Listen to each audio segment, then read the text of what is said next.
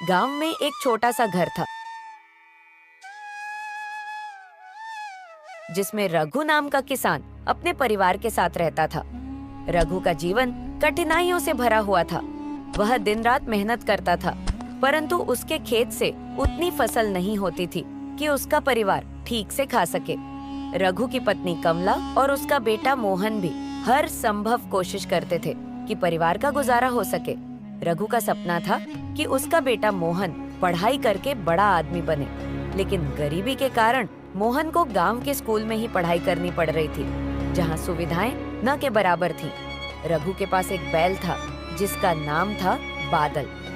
बादल उसकी खेती और जिंदगी का सहारा था। गांव के जमींदार ठाकुर ने रघु के खेत पर नजर गड़ा रखी थी। ठाकुर को पता था कि रघु का खेत उपजाऊ है। वह रघु से उसका खेत हड़पने की योजना बना रहा था। एक दिन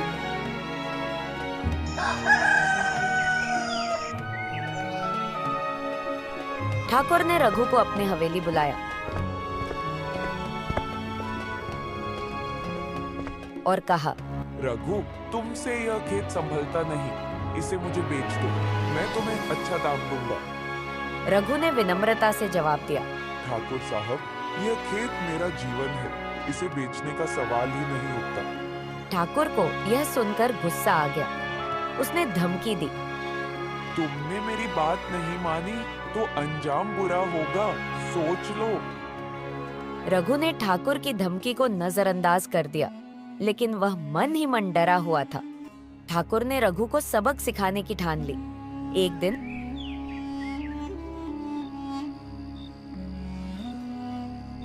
उसने अपने आदमियों को भेजकर रघु का बैल चुरा लिया।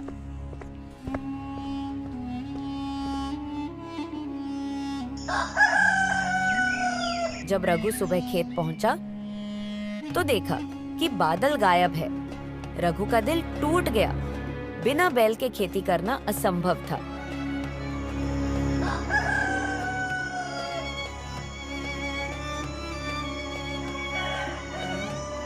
गांव में किसी ने बताया कि बैल ठाकुर की हवेली में देखा गया है। रघु ठाकुर से बैल वापस मांगने गया, लेकिन ठाकुर ने साफ इनकार कर दिया। यह बैल अब मेरा है, अगर तुम इसे चाहते हो तो खेत मेरे नाम कर दो। ठाकुर ने ठहाका लगाते हुए कहा। रघु का गुस्सा और बेबसी एक साथ फूट पड़े। वह खाली हाथ लौट आया। रघु ने हार मानने से इनकार कर दिया। उसने गांव वालों से मदद मांगी। सभी उसकी हालत से वाकिफ थे, लेकिन ठाकुर के डर से कोई भी खुलकर उसकी मदद करने को तैयार नहीं हुआ। एक बुजुर्ग ने कहा, रघु ने अपनी मेहनत और लगन से खेत की जुताई करने की ठानी। उसने खुद हल खींचना शुरू कर दिया। सुबह से शाम तक मेहनत करते, लेकिन काम पूरा नहीं हो पाता। ईमानदारी का फल कुछ दिनों बाद गांव में एक साधु आया। उसने रघु को इस हाल में देखा और पूछा, बेटा, क्या बात है, इतनी मेहनत क्यों कर रहे हो? रघु ने सारी बात बताई। साधु ने मुस्कुराते हुए कहा, सच्चाई और मेहनत का फल जरूर मिलता है, ईश्वर पर विश्वास रखो। साधु ने रघु को आशीर्वाद दिया और चला गया। अचानक आया न्याय।